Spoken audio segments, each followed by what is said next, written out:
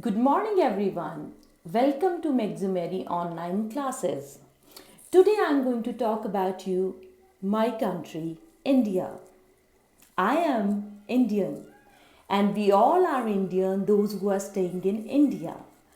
We Indian follow different culture, traditions, cuisine, languages and different type of heritage.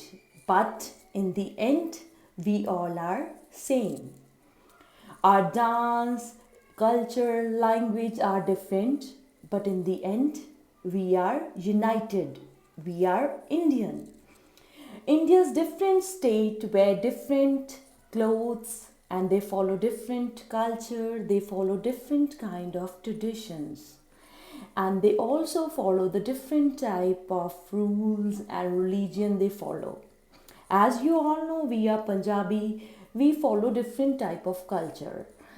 Our life is also very colorful. The Hindu people, the Muslim, the Sikh, they have their own religion, their own culture, and their own heritage. But in the end, we all are united together and we respect each other and we follow others' traditions too. These traditions make our life colorful. I hope you enjoy my video. Bye bye. Thank you.